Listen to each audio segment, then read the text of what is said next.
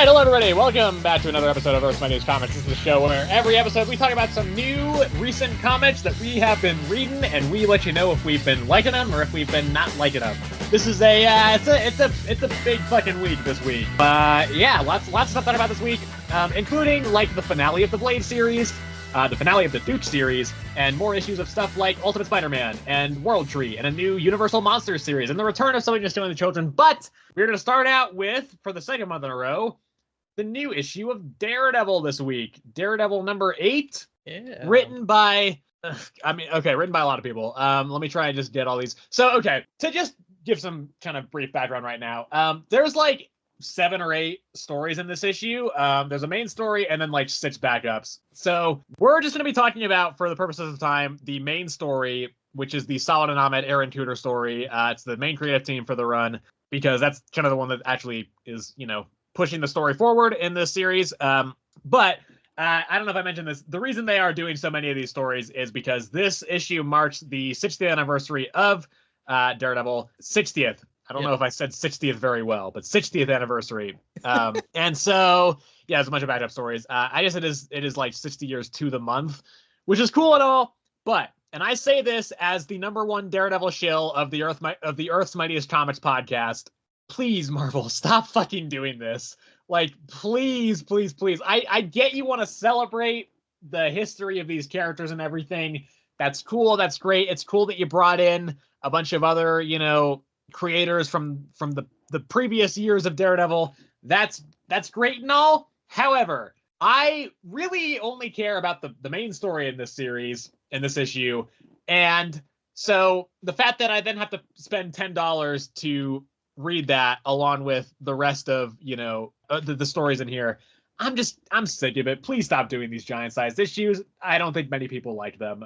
Anyway, though, the writers, the creators on this, so writers we have Solid and Ahmed, Ty Templeton, and Vicente D.G. Chichester, Elsa Sjunsen, Erica Schultz, and then, artists are Aaron Kuder, also Ty Templeton, as well as Jan Bazaldua, Eric Coda, Stefano Raphael, Ken Lashley, and Tommaso Bianchi. So, by the way, all the backup stories that I read, I think are fine. I didn't read all of them, but the ones that I did read, I think they were all solid enough. Fun fact, the copy that I have of this, turns out that anybody who bought a first printing copy of this issue just missing an entire backup story. It's apparently missing 16 pages, so that's a thing. It's interesting to have like a book that's missing a full backup story as a result of a printing error from Marvel. But it's like, how the fuck did Marvel let a printing issue slip into like a comic like this? It's just like, it's fucking crazy. But whatever. That is all not important. We're gonna be talking about the main story from Solid and Ahmed and Aaron Tudor, which essentially it picks up where the last issue left off. The two Daredevils, Matt and Elektra, they have teamed up. They are going to fight the Heat. And while they're fighting the Heat, they run into Bullseye. They do beat him, but he's essentially like, come to this theater tomorrow and you'll see. And so, they go to that theater the next day. And it's like a big meeting of the Heat. Bullseye is emceeing for some reason. Yeah. And at the end, they're like, hey, Kingpin is back, which, that had to happen sometime. But okay, this issue, ultimately, this is the issue where I just really realized I don't care about this run at all. And if this was not a Daredevil comic, if this was literally any other character, I would be dropping this series right now. Yeah. And that's not to say it's bad. Like, it's fine. It's totally fine. I think the main story is like decent enough. I really liked seeing the two Daredevils, just like doing stuff together. Again, I know this is not everybody's opinion, but I think personally that Elektra becoming another version of Daredevil is the best thing to happen to her character, essentially since she was first introduced. I still think that. I think she works really well in this role.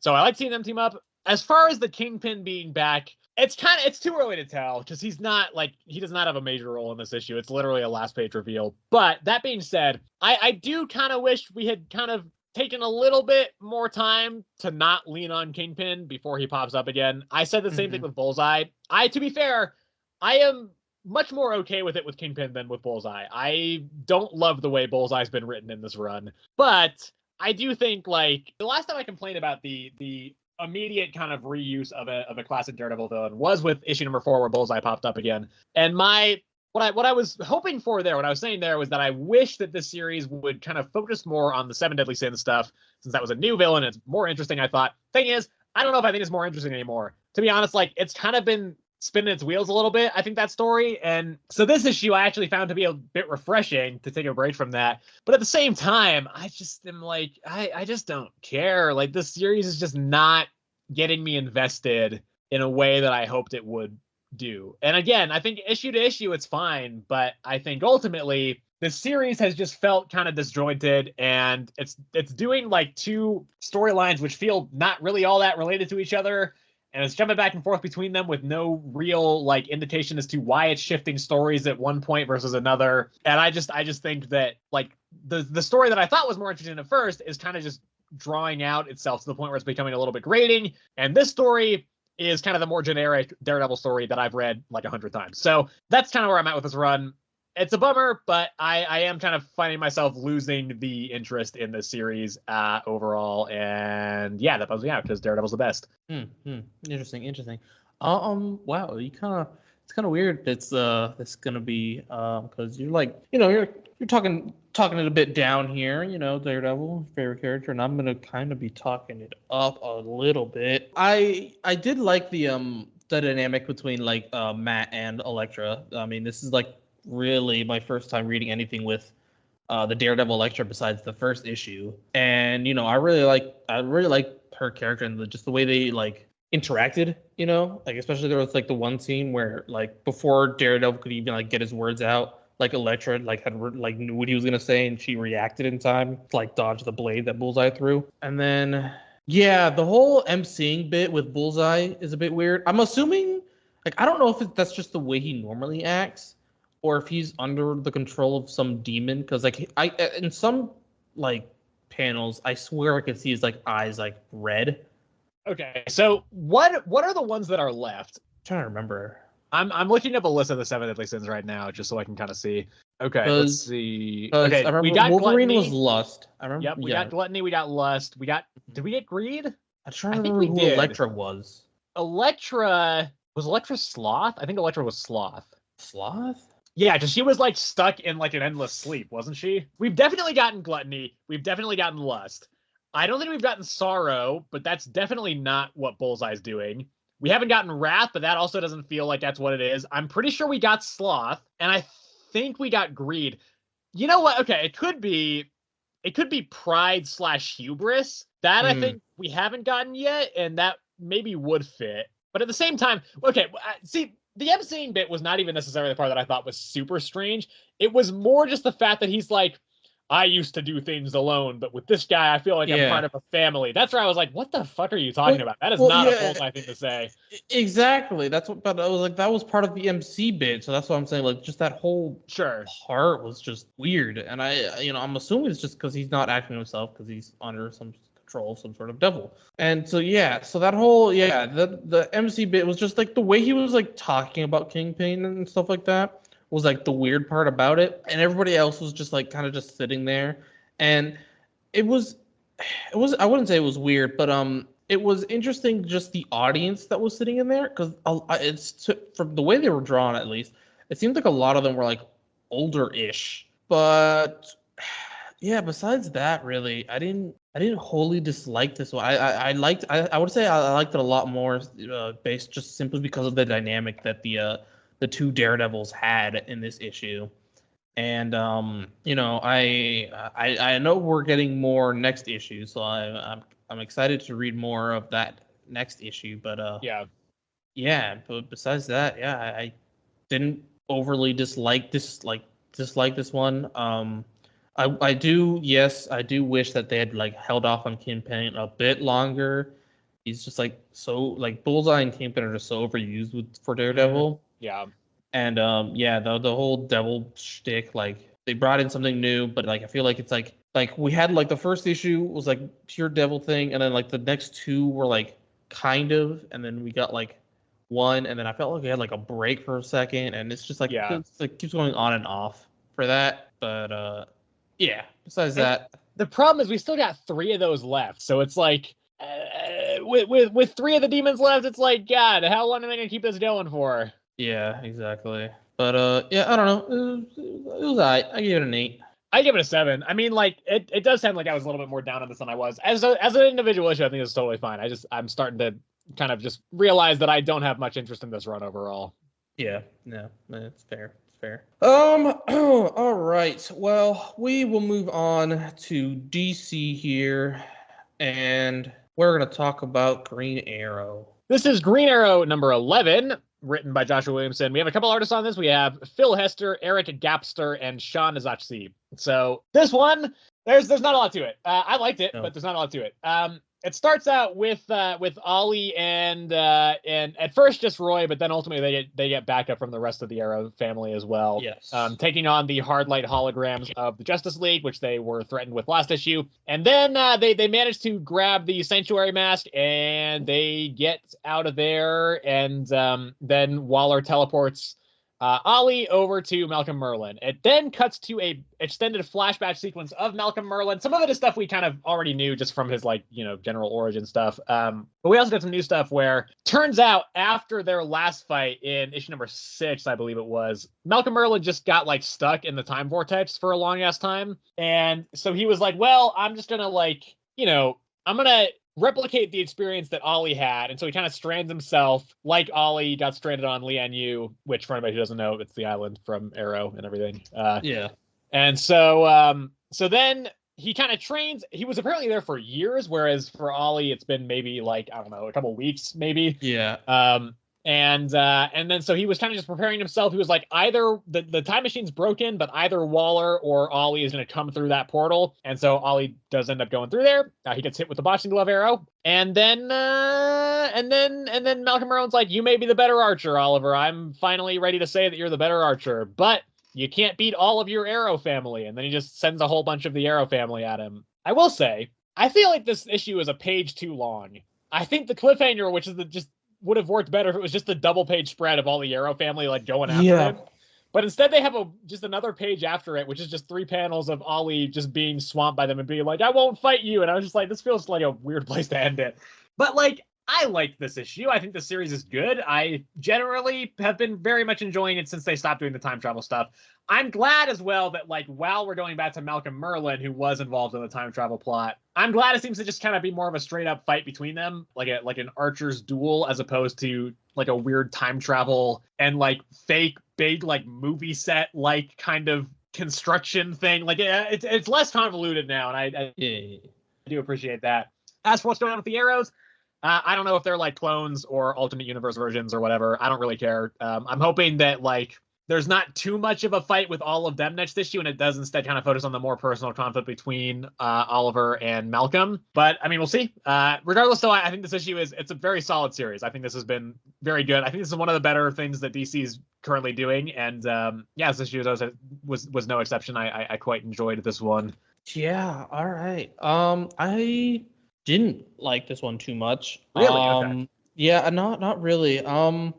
Like the whole beginning part was fine, I guess. I mean, I didn't think that they would like have this whole extended battle with the Justice League or anything like that. That being said, it is kind of weird they just get rid of it in the first like third of the issue after building it up as such a big thing in the last one. Yeah, exactly. I mean, again, like I wasn't expecting like the whole Arrow family to fight off like Superman, like be realistic. Yeah. Like realistically, like no. But then just that. But then the part that bothered me the most was the whole Malcolm Merlin like backstory for some reason. Like, cool, I guess that it was like I didn't know that like apparently like he had met Ollie before he was like at like the first time they met was like at a circus or something like that. Yeah, I'm gonna guess that was probably retconned. I don't think it was retconned here, but I'm pretty sure that was probably not their original meeting, is my guess. Yeah, so like, but apparently, according to this issue, like they first met at like a circus.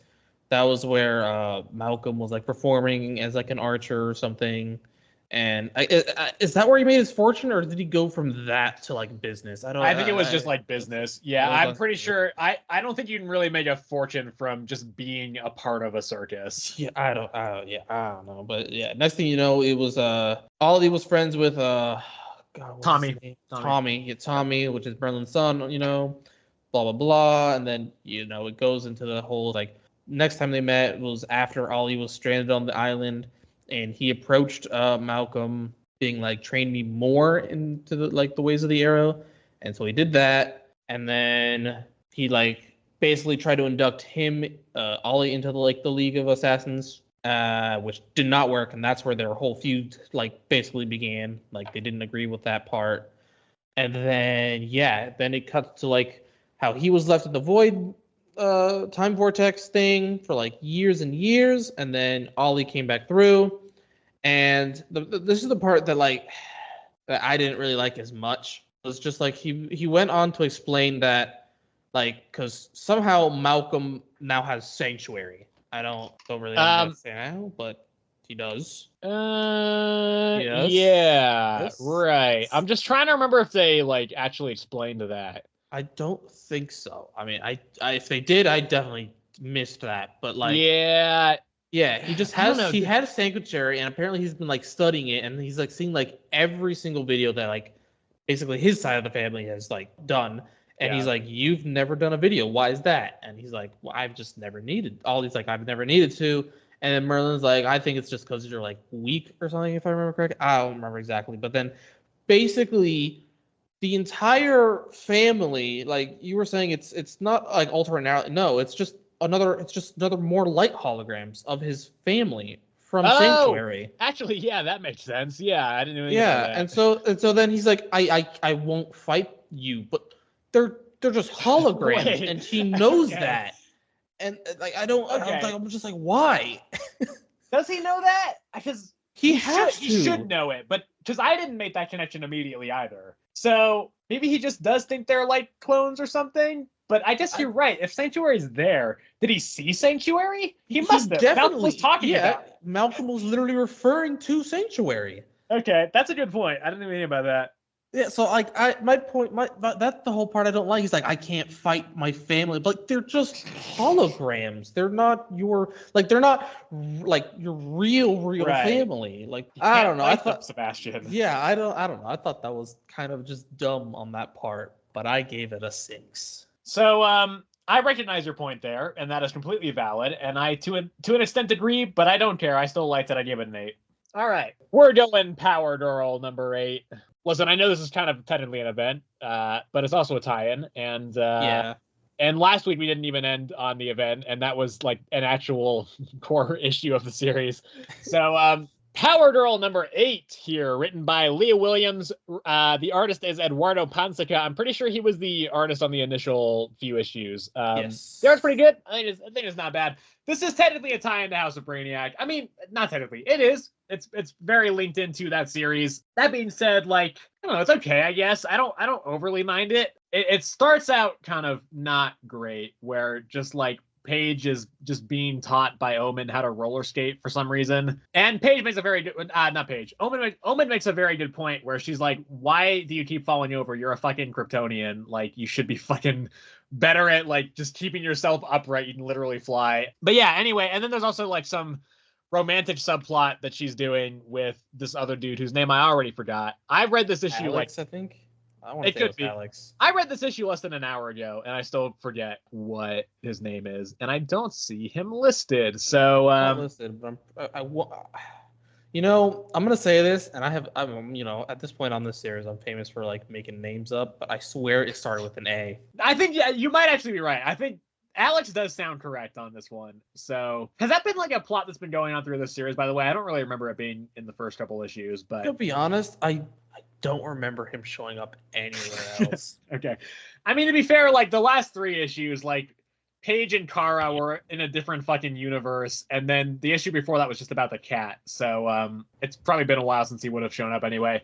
Yeah. Regardless, though, the Lobos attack, the Brainiac robots attack. There's a big fight. They kind of speed through that a little bit because we've already seen it in Action Comics. But like, yeah, we see the. So actually, what's interesting, what this did expand on, I didn't realize that it's not just the super family that got taken, but it's all Metas in Metropolis, except for Paige because she is from Earth 2, and I guess like so the Brainiac robots just didn't kind of actually know that, like they couldn't figure out that she's a metahuman because she's from a different universe and has like a different frequency or something. And then like Clark shows up and is essentially like, I'm going to get everybody back. Like you just kind of, protect Metropolis while I'm gone. And so yeah, then we cut to she fights a Lobo, I think. It doesn't go very well. Yeah. Fight is a strong word. It cuts to a different group of Lobos. And this is the point, by the way, where because before this, I was like, this issue's not bad. This was the point where I was like, what the fuck? This just took a real nosedive because a bunch of Lobos emerged from a dumpster that they were hiding in. Mm-hmm. And they're like, Brainiac will never know that, like, we are, hiding here. He'll never know that we didn't show back up because there's so many of us. And they have this, like, weapon that they got from his ship. And by the way, they're bantering this whole time. I fucking hated their banter. Thought it was really irritating. But then they're like, what does this weapon do? And they shoot it at another of the Lobos. And that Lobo's like, wait, it does nothing. And then they shoot it at a motorcycle. And it just becomes like a dragon motorcycle, and not like a dragon that is also a motor. Like it's just a motorcycle that's just shaped like a dragon, and that's the ending of the issue. And I was just like, what purpose does this have? I don't. This is such a strangely specific weapon. Does it do that to everything? It didn't do that to Lobo. So like, it's just like, and I know I shouldn't be focusing in on this one weird weapon as much as I am, but it's just so strange. I'm just like, what purpose does this serve? Why would Brainiac have this in the first place? Like, I don't think Brainiac has any motorcycles up there. Does it work on all vehicles? Does it work on other objects? Like, what the fuck is this strange weapon? So that was the point where I was like, this is weird. And I also hated the banter, and I was just, this is a weird fucking issue. So ultimately, like, I don't know comparatively kind of how this lines up against the rest of the series, because I haven't read, I think the last issue I read was number 3. So it's been a little while since I've read any of this. But, like, it's fine. Like, I didn't think it was terrible, but I was just, towards the back end, I was just not into it. And the main parts of this issue that I did like were parts that we've already seen in another comic that I just think did it better. So ultimately, like, I don't think this ended up being great. Again, I didn't hate it, but, like, I don't know. It was just whatever. Yeah, it's certainly weird in the sense that, like, after, right, because Superman basically, like, asks Power Girl to, like, essentially, like, protect Metropolis while he's gone, and so, she does that, or at least tries to, but, like, she meets the Zarnian and just, like, basically stops it from attacking, like, a dog, if I remember correctly, and she just ties her up and is like, yeah, that was it, and then, we just went into the whole dumpster Zarnian banter thing, which also don't really understand what that weapon exactly does. Like, I don't really understand that one. And then another thing, I don't know if you, like, have better knowledge on this, but isn't Hawk Girl isn't she a meta, or is she considered a meta? I don't know. I don't know if she's considered a meta, or because she's like, is this still Kendra? Yeah. Okay. Yeah, as far as I'm aware, she's like a reincarnation of like an immortal like deity. Yeah. So I don't know if that might not count as a meta. Also, it did make some mention of her like coming back to Metropolis, so it is possible she was just not there for the main part of it and then just showed up after. Well, right. So in her series, she came back to Metropolis and she stayed. Oh, okay. So that's probably why she mentioned, like, in this one. Okay. Yeah, she Power Girl probably just didn't like. Gotcha. So mentioning that. Okay. So in that case, I would go with the fact that maybe she doesn't count as a meta since she's like a reincarnation of a god or something. No, yeah, I thought I figured. Like, I was like, okay, maybe she's not considered meta because, like, I know her powers come for, like, like Egyptian, stuff. ancient Egyptian. Yeah. So I was like, I just didn't know if, like, I don't know. I was just like, I noticed that, she was still there because it was in the end it was Hawk Girl, the 2 Steels, which I thought they were metas as well. So I was a little bit confused about that. But no, yeah, the Steels are just basically like Iron Man. Those aren't a suit. Wait, those are suits? Yeah, it's just how did I not know that? Yeah, no, it's just a suit. Okay, yeah. And then it's just Power Girl. But yeah, I really don't know where the Supergirl or Power Girl, not Supergirl, Power Girl issues, because we got 3 of them.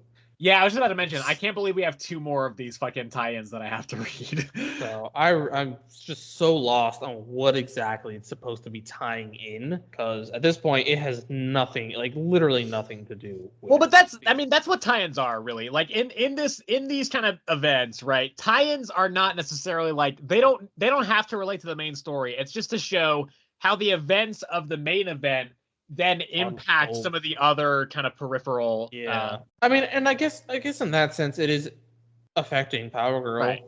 Exactly. But, so I think like this definitely is a tie-in. Like she's dealing with Zardians. We see the attack from Action Comics. So like I would definitely still classify this as a tie-in, but I just don't think it's all that great on its own. It definitely isn't. Yeah, I give it a 6. I give it a 6 as well. I may have talked myself into lowering it a star lowering that one. Yeah, but to be fair, I didn't hate reading it, and actually I thought about giving it a 7 for a little bit, and then I was like, no, I'll give it a 6. So I'll keep it at a 6, but it could be a 5. Hey, there you go. All right, moving right along here. Let's talk about The Flash. Okay, so this is The Flash number 8, written by Cy Spurrier, and the artist is Ramon Perez. There's also Vasco Georgiev credited as an artist as well. So, first off, I do want to say, I like the art in this a lot. I think this may be the best this series has looked. So I think that's cool. That's good. Story-wise, I will say I was a little bit disappointed, not even in the plot of the issue itself. I think actually this issue, on its own, I think it was one of the easier ones to follow. And I think it was like as far as the reading experience goes, I think it was a less difficult read, and I think it was kind of just flowed kind of more easily. There's less of kind of like the insane high concept sci-fi stuff that has been very much, linked and intertwined with this series, because it is mostly it's mostly Barry and a couple of the other Flashes going around and trying to stop these big catastrophic time events that have been caused by the breakdown in the Speed Force, which that in turn has been caused by the Speed Force users just using the Speed Force, period. Any of the speedsters, when they use it, that was revealed last issue, they are breaking down the Speed Force, which in turn breaks kind of down the universe. So it's them trying to kind of fix a couple of those. Those eventually get solved by again, I don't remember what they're called, but the TVA of the DC universe, led by Inspector Pilgrim. He's not there to actually help them with it. He's talking to Jai. They try to actually take down Barry because they're trying to capture all the speedsters as well to try and make sure they don't use the Speed Force. But they don't succeed. For some reason, they turn into weird fold up paper looking things. Yeah. I don't really know why that was, but there's that, and then the other kind of there's 2 other kind of main parts. I would say one is more main than the other. The other main part is Iris is on a radio show talking about how important superheroes are, and how they still need them, even though Amanda Waller is trying to kind of take them all out of commission. Ultimately, that ends up not going well for the radio show because Waller busts into Terrific Tech, where she finds out the fact that the speedsters are destroying the universe essentially, and so she busts into that. Well, first she calls in under the alias Mandy. That I didn't know if that felt in character for Waller. I didn't feel like she would call in. I thought she'd just bust in there. But I mean, she ultimately does do that. She busts into the fucking radio show where they're recording it, and she just says straight up on air, "Hey, the speedsters are destroying the universe. All speedsters have to stop using their powers immediately." So then there's the third part. This is the kind of least prevalent, where Jai and Pilgrim are just kind of talking while this other guy, I think his name is Hartley, he shows up and he's like, "Hey, Waller's in Terrific Type right now. This ain't good, yo."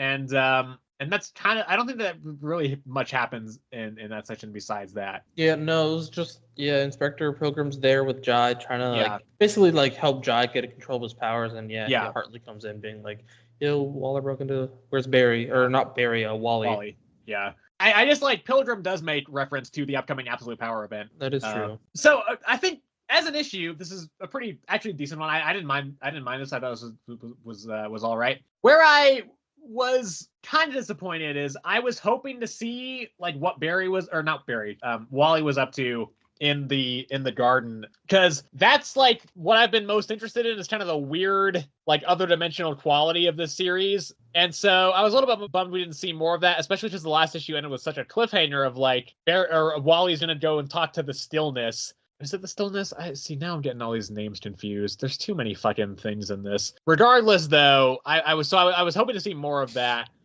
We didn't see any of it at all. I mean, we saw like one panel of Wally just kind of like walking through the garden, but that was kind of it. Here's the other thing that was huge. Actually, I forgot to mention. It seems like a few of Flash's rogues pop up. Towards the end, yeah. Yeah, it's Mirror Master, the Folded Man, I guess, and G.O.D. is there as well. And yeah, they put whatever was altering Barry's mind that made him like stab Wally, they put that back in him. So we don't get much further information on that, but that's kind of seemingly what happened, and we'll see how that kind of affects things going forward. But anyway, again, I think this issue's actually not bad. I didn't mind it. I had a decent time reading this. Again, I don't think it was as like hopelessly confusing as some of the others have been. I do also think, by the way, there's kind of a reference to that as well. Like when they because one of the events they're trying to stop, it's like dinosaurs and there's a big cat in the sky. And the radio interviewer at one point makes a comment. He's like, "Who says heroes are too highbrow?" And I was like, that feels like a direct commentary on the fact that this series is confusing as fuck. But yeah, anyway, and this is good on its own, but I think it doesn't have the weird elements that were kind of hooking me in with this series. While I think this issue is pretty solid, I do hope we kind of get more of that, interesting stuff that was kind of weaving out throughout the series beforehand. Yeah. Dare I say, I didn't mind this issue. I'm not gonna say I fully enjoyed it, but I definitely enjoyed it to an extent. For me, I think it was just the fact that like it had like this just nice, Barry running around solving problems, even though we didn't really see him like really solve anything. No, he was just kind of running from place to place. Yeah, like it was insinuated that he like solved things, but it was just like the fact that like if I remember correctly, he was in like basically like running so fast that he was like essentially 3 places at once. Yeah, he was going essentially light speed. Yeah, and it was funny because you would see him have conversations with just like the wrong person, and then him being like, "Oh wait, my bad, not you," and then just like continue the conversation while still being in front of this other person because he's moving so fast. And this one definitely was not as confusing. I definitely missed that part at the end where Grodd put that weird thing back in Barry. I thought it was just like him controlling his mind and then Barry trying to like basically force Grodd out of his mind. Which I mean, like it's not completely false because Grodd is in his mind.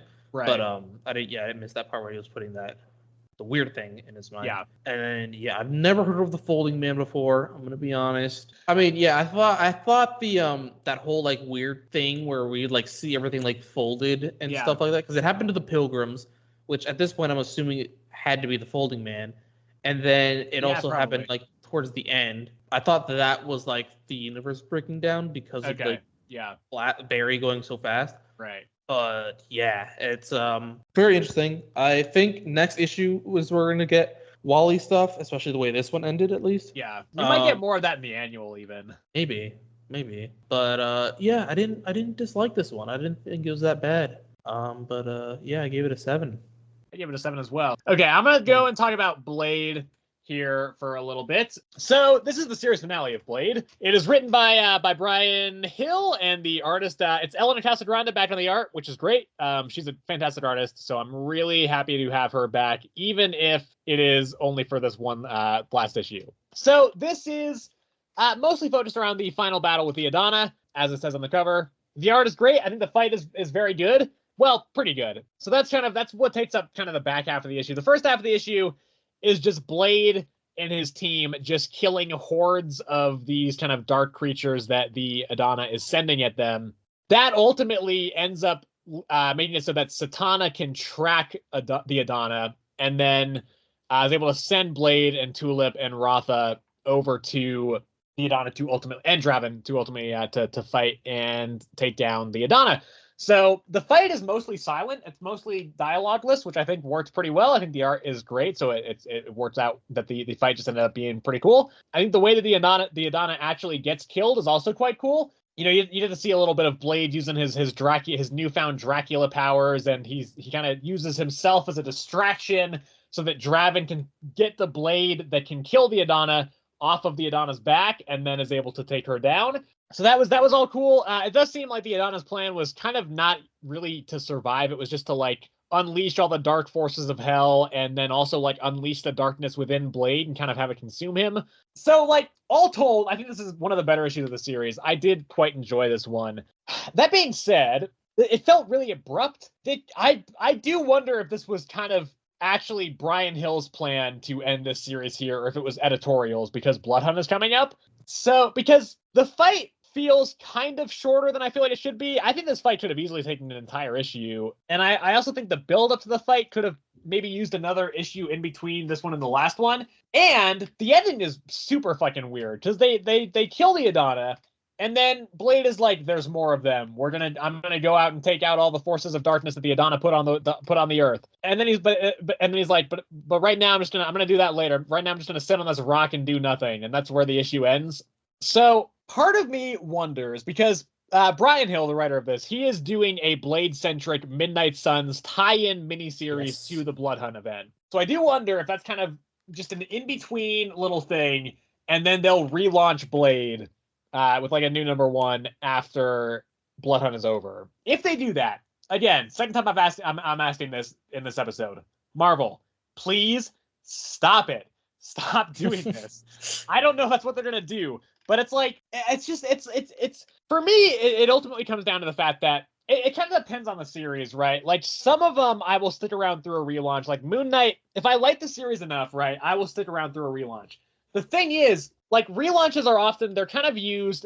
And new #1s and renumberings, all that stuff, they're used as a way to get new readers to jump onto the series, right? It's like signaling like this is a good place where you can start reading this series and not be lost. The problem is though, when they do a relaunch in between like that, to me it can also signal like, okay, this means that this volume, this finale to this volume is a good jumping off point, right? So even if I know there's more coming in the form of a new #1, if I'm not loving the series enough, I can also look at that and be like, well, this is a good place to jump off the series. That's kind of how I feel about Blade.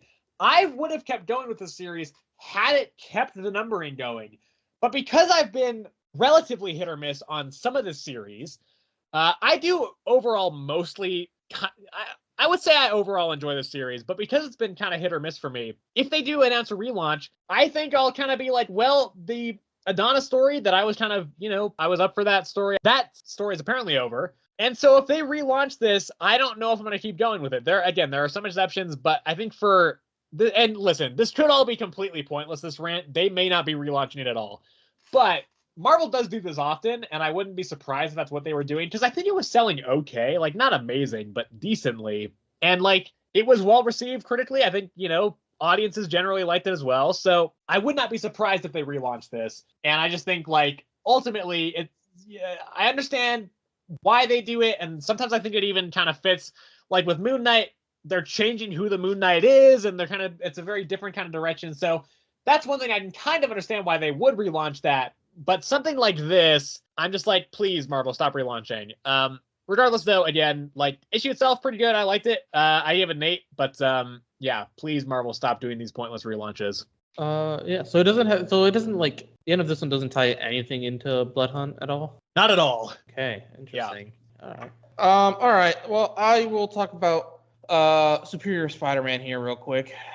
Right. So Superior Spider-Man #6. Yeah, I don't know. I mean, this one continues, obviously after the last one. It's basically just Peter and Otto just having a disagreement about what to do with Supernova. Otto wants to keep her trapped again because she's like basically his life's work, like what he's always worked towards, just like free or clean, like natural, like unlimited energy. And Peter's like, she's a living being. You can't just like leave her trapped to die. They kind of have a scuffle. And, Otto was winning because at this point he just like basically knows everything that Peter does, especially with Peter being in the Superior Spider-Man suit, like one that Otto literally designed. So he kind of knows all the ins and outs. And, Otto was like is winning essentially. And that's when Anna Maria comes in and basically like tries to convince Otto to like release Supernova, but that doesn't work. And he like basically flies off with Supernova, leaving Anna Maria and Spider-Man to die because the gauntlets that Spider-Man uses to trap Supernova, basically the material they used is quartritium, if I remember correctly. basically like got damaged and it's like overloading. It's about to like explode in like a nuclear explosion. So Peter and Anna basically go back to the AIM facility to try and like deactivate it. They can't do it in time, so they throw it into a duct that Anna Maria tried to die hard in last issue. The other part of the air duct is so deep that the nuclear explosion was like mostly contained in there, and they survive, and then the town that they were trying to save survives. And yeah, and then we cut to Spider-Boy, who is also like Otto. Is he Superior Spider-Boy? Yeah, he's Superior Spider-Boy. He was taken over by the spiders that are like linked. Yeah, basically he like takes over more people. So there's Superior Spider-Boy. He's like the head colony, I guess. And then he like takes over other people by like having spiders crawl inside of their mouths. And basically he's just making one big colony, is what it says. And towards the end of the issue, Peter and Anna Maria basically make it back to New York when a spider crawls on the cab driver's face as they're going to pay, and they both get freaked out, see it crawl into his mouth, and then he starts saying like basically like what Otto says, like dolt. Peter realizes what's going on, tells Anna Maria to put on her mask that she stole from AIM, and they look around and realize like basically all of Manhattan has been taken over, and that's where it ends. I'm gonna be honest, I'm not liking this Superior Spider-Boy side story, or like whole plot point. I don't know. I haven't read anything else with Spider-Boy in it yet, realistically. So I just like don't really care for his character yet. But yeah, I mean, knowing that this is where it's going, God, I guess I'll read the next one. I don't know how long this series is. It's ending at 8, so there's 2 more. Yeah. There's 2 more. I'm finishing it. There's no shot I'm leaving it at this point. I knew you wouldn't. No shot. But yeah, it was all right. I mean, I don't know. Yeah, it was all right. I would give it a 7. Let's move right along. Let's talk about Spectregraph. This is the one that Sebastian made me read, and we're gonna the both of us talk about Spectregraph. Yes. So what did you think of this book that you made me read, Sebastian? Spectregraph. So hold on, let me pull it up here real quick. While he's doing that, I'm just gonna say writer James Tynion IV, artist Christian Ward. Yes. Well, overall, I thought it was pretty good. James Tynion does it again. If I remember correctly, it's about ghosts and horror things. This is good because it's kind of not really about ghosts at all. Damn. All right. Well. Yeah. So, fun fact: this is the first time in a while this has happened, but Sebastian was not actually able to find this one. So, so this means I will be able to skip a random one, one of my choosing that he makes me read in the future. Anyway, so yeah, here's the thing: I love James Tynion IV. He's definitely in my top 3 writers currently. He's probably either number 1 or number 2. I think he's past Chip Zdarsky. It's really between like him and Al Ewing for me. And Christian Ward is a very good artist. He was the artist on Batman City of Madness, which I didn't finish, but his art was great. Yeah, his art was pretty good there. Yeah. So this story, it starts with a little bit of a flashback, a little bit of an intro. It's just kind of setting the stage a little bit, where this dude, and this is why I say it's not that much about Ghost. It kind of is, but this cult of people is in this house, and they're trying to they are very much members of the occult scene, and they are wanting to believe in ghosts. They want ghosts to be real. They're trying to show that ghosts are real. This guy walks in, he's like, hey, I know you banned me from your little cult here, but ghosts aren't real, but I want to make them real. And so then it jumps way forward to the present day. That flashback was taking place in 1967, so quite a while ago. So yeah, they jump forward to the present day, and there's a long scene of this person who's supposed to show this group around a house. She has a long conversation on the phone because she forgot to take her kid with her, and so she just left him alone in the house for hours. And by kid I mean like toddler, like a very, very small child who should not be left alone for that long. So there's a long conversation about that. That takes up a third of the issue. And then she gets to the house and starts to show around one of the employees of the person who wants to buy the house. So she shows that person kind of around the house, and it seems like it's kind of very mechanical in its design. It's kind of like this kind of machine-like house where there's lots of like moving parts and like clockwork and kind of a very elaborate and intricate design. So my guess, we don't know this, but my guess is that the house is the spectrograph, and that the house is somehow this device that is then creating ghosts.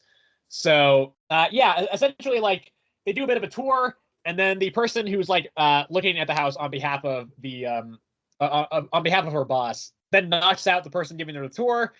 And then they wake up, and there's this weird, like, they seem to go into like this room that's kind of like a machine, and it like does a weird hallucination thing. I don't really know what was happening there. But ultimately they kind of survive that. They wake up, and the person who was receiving the tour, I think her name is Vesper, she's like, hey, we can't leave. There's something in here. There's something else in here with us. And it's, you see the last page is a big old ghost. The other thing I kind of didn't mention that is kind of worth noting is that the group that was buying the house was dressed very similarly to the group that the cult from the start of the issue. So that's interesting, I guess. Here's the thing. I think this is okay. I didn't love it. As far as first issues from this writer go, this is one of the worst that the worst that I've read. Not to say that it's bad. I don't really think that this writer really writes bad comics, except for the last arc or something that's Killing the Children. I didn't like that much. But I don't think this is a great start. I think the long, like, drawn out conversation just about like who's gonna go and like check on the baby was like, that maybe did not need to be that lengthy. And I think, like, because this is a bigger issue than a standard one, it's also like the rectangular, shape, as opposed to this. Well, okay, it's more the square bound shape as opposed to the standard kind of rectangle, printing. It is, though, a testament to how good Tinian is at writing dialogue that I was never really bored, despite the fact that it was kind of a very long, drawn out and slow burn kind of an opening. So, like, ultimately, I read everything this writer puts out. I will continue to read this, at least for now, because I do think it was a solid enough start, and I am intrigued to see where it goes. But ultimately, it doesn't have me like clamoring for more, like a lot of his other work does. And particularly, like, his issue ones are typically astounding, and this just didn't quite get there for me. So I gave it a 7. I think it was totally fine, but not immediately incredible. All right. Interesting. I will talk about Avengers number 13. Writer Jed McKay. Artist is Francesco Mortarino. So this takes place after the last issue, where there are Sentinels going to attack the Impossible City. There we go. So Una is up there on the Impossible City. If those that don't know, Una, I don't really know how this works. I have not read the Captain Marvel comic, but apparently, so Una and Carol, Captain Marvel, they like switch spots, kind of like the movie, I think. Yep. Yeah. So one of them, I think, is probably in the negative zone, is my guess. Okay. Yeah. See. Unlike the movie where it's like when they use their power, like when Miss Marvel uses her powers or whatever, it's like a time limit thing, I guess. So yeah. Anyway, I don't know. Do you want to know more information? Because I have more information. You know more? I think so. I mean, I'm assuming this works the way that it did in the original Captain Marvel series, like from the 70s, where Captain Marvel and my favorite character of all time, Rick Jones, just kidding, he fucking sucks. But they were bonded, and so they had like very similar to like the Bangles from the Marvels, where if one of them, so one of them was in the real world and one of them was in the negative zone at all times, and so when they clashed those bands together, they would switch places. But yeah, I think it was a time limit thing where Captain Marvel could only be in the real world for 3 hours, but Rick could just kind of stay there however long, I think. Okay. Interesting. Yeah. I don't think it's quite the same. Because at least in one spot. So keep going. Una's in the Impossible City, whatever. She's like communicating with the Avengers, and so it is Vision, Iron Man, and Thor. They get teleported back up there by the Impossible City to help fight off the Sentinels. And then it was Wanda, Black Panther, and Sam.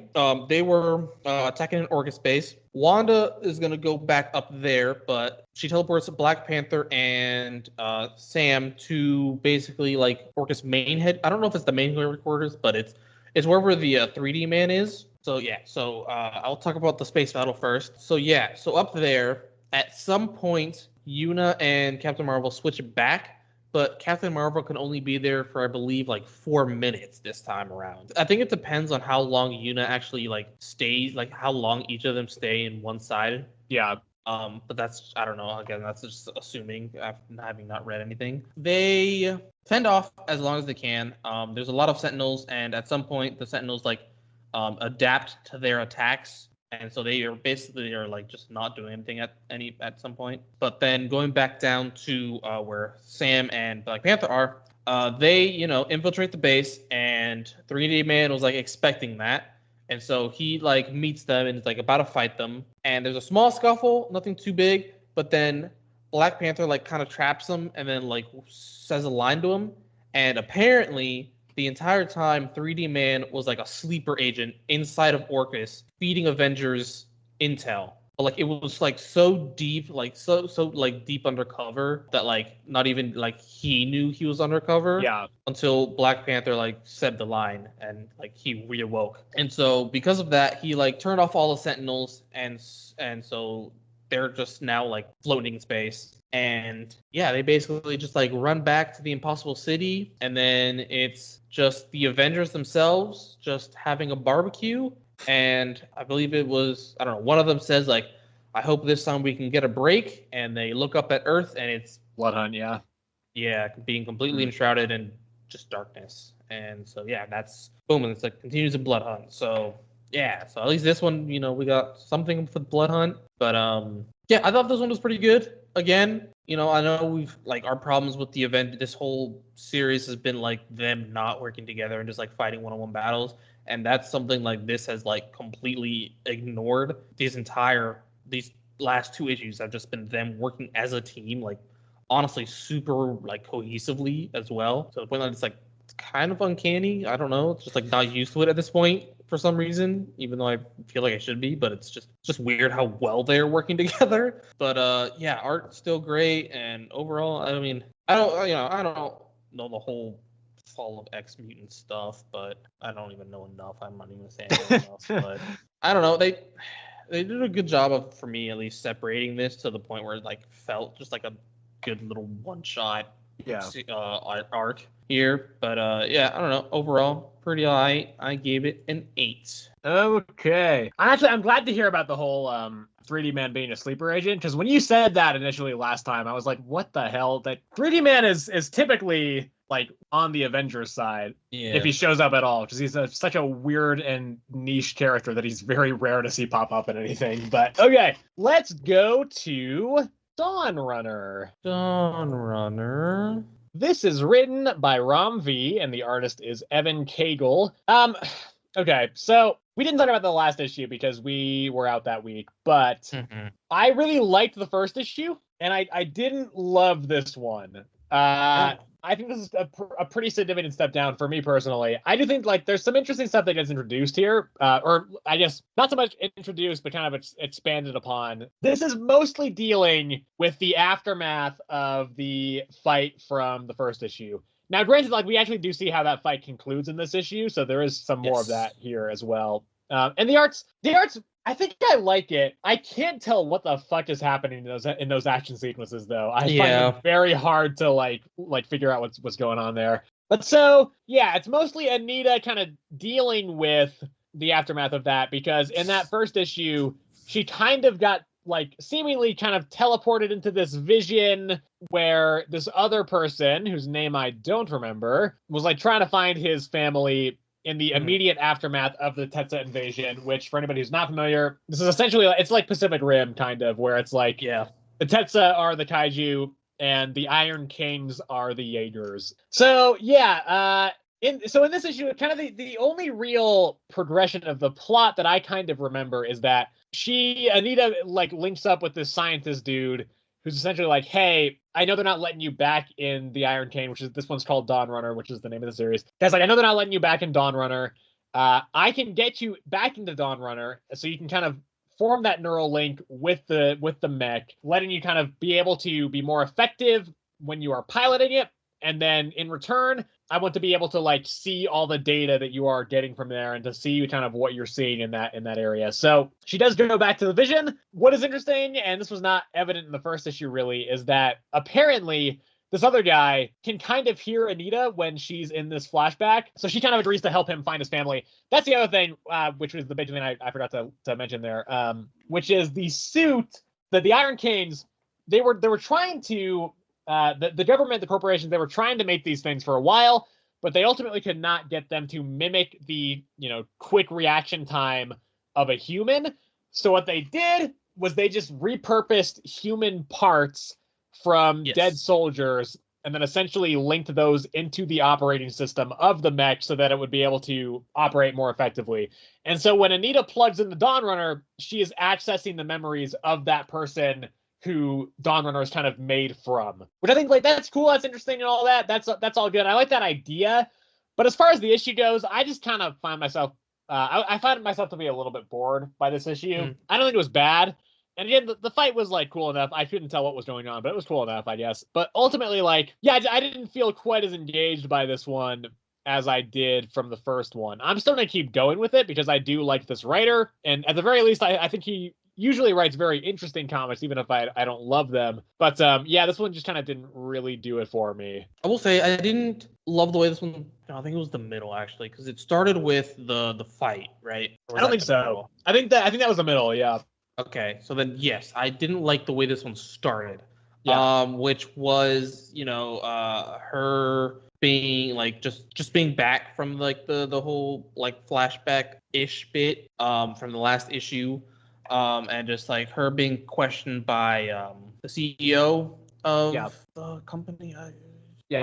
And that was I just didn't enjoy that one too much. Just that whole part I just found boring. It's just her being grilled about what basically answer me what happened. Her being I don't really know, but it's she knows something happened. She doesn't know what, but she refuses to even say that something did happen. But yeah, then I started getting more interested when we actually finally started learning kind of what did actually happen. And the whole fight scene with the Tetsa. I will say yes, it was a bit hard to follow. Especially the Tetsa. It's in a lot of the panels, it just looked like this just giant gray blob. You couldn't even tell what was a what on it. So there's that. For me, actually, I think I had a harder time figuring out what direction Dawnrunner was facing and if it was upside down or not. That I think I actually had more trouble with. Gotcha. Yeah, I don't know. Just when specifically when there was it was on top of Dawnrunner, looking down at it, it was just a giant gray blob, and then he punched Dawnrunner punched its arm off, and that also as well just looked like its body just looked like a giant gray, I don't know. But then so after that part, and we started and towards the end specifically when she went back into Dawnrunner. Just neurally, not actually operating it or anything. And we saw more of the flashback and we got more into why that was happening because of them using old dead pilot parts. Yeah. So neural whatever. That's the part that really got me actually interested and intrigued, and that's where I really started liking this one, which was just literally just the end bit. So, but yeah, besides that, art. For the most part was okay. Feels kind of anime style to me. Yeah, exactly. I like it when they're outside of mechs, when they're in the mech and fighting against monsters and stuff like that. It's kind of it's very hard. Not even kind of. It's hard to follow. Everything kind of just I don't even know how to describe that. It's just all there. It's just a mush. It's just hard to follow. But yeah, besides that, art wise, I genuinely do like it, and story wise, I'm liking it better now than the first one. The first one, I was okay, this is all right. This is cool. Jaeger versus kaijus. And then this one, I got a lot more interested in it and invested. So yeah, I gave it an 8. I gave this one a 6. Oof. All right, let's talk about G.O.D.S here.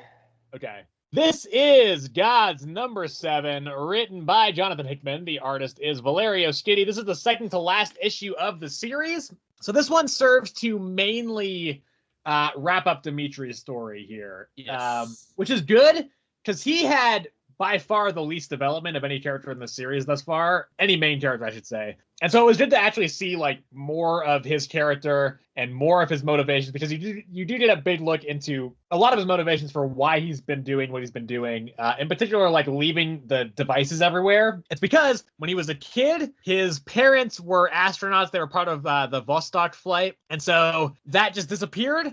And there was a weird signal that they found from it, but they couldn't identify where it was or what it was. And so he has spent his entire life trying to like place these devices in ways that can kind of replicate the signal and ultimately find where that thing was coming from and get to that like dimension that they ended up. Ultimately they ended up like going into this weird like side dimension thing that Dimitri is able to then access. But so yeah, he goes and talks to Doctor Strange and stuff, and ultimately is able to get a device in the Sands of Sanctorum, where initially he was not able to, because now he's like offering information on Wynn as well. And so he ultimately does go into this other dimension. He manages to get his mom out, but it seems like time or something must work differently there, because pretty much as soon as she's out of that other dimension, she just like withers away instantly and dies. Yes. And then he goes back in to look for his dad, as his dad is still in there. But ultimately he does not come back out. And so, the implication is that he's just kind of gone forever. I think if we ever get a volume 2 of this, we'll see him again. But for the purposes of this series, I don't think we'll see him in the next issue. So he's kind of out for God's volume 1. So again, like I think that's kind of mostly what there is to it. I think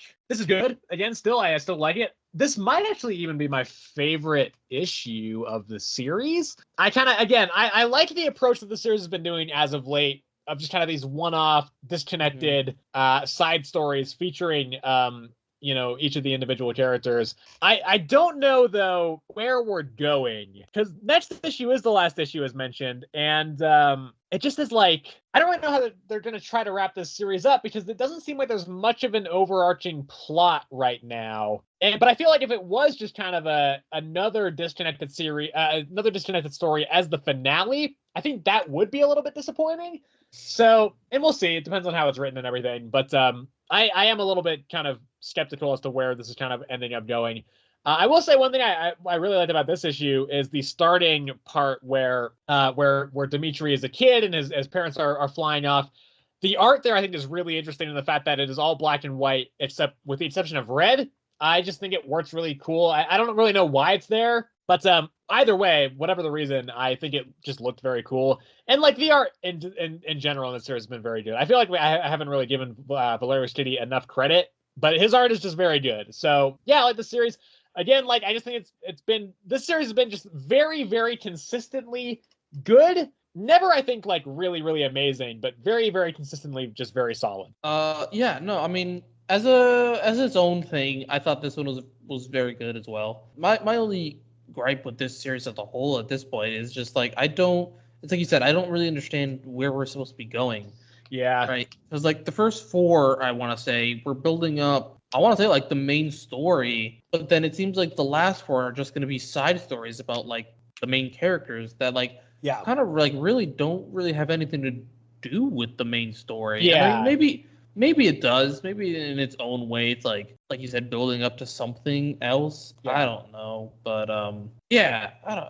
That's my one biggest problem with this series as a whole. But this issue, I will say, yes, I did enjoy it as a whole. Bit sad to see the way he like Dimitri goes out, at least. Yeah. A bit sad because it's the way it kind of like all goes down is that Dimitri goes into this alternate other dimension, basically not knowing what's over there, right? And when he first goes in, he basically tells the device, like, if I'm not back in 2 months, just close the portal and call Wynn. He makes it back, I want to say, within like 10, 20 minutes. I don't know, who knows how long realistically. But it wasn't that long, let's just say. And when he learns that his father's back in there, he tells the device to open the portal again, but this time to just immediately close it, and that the device will know when to open it again. And so, the device listens to him. He opens it.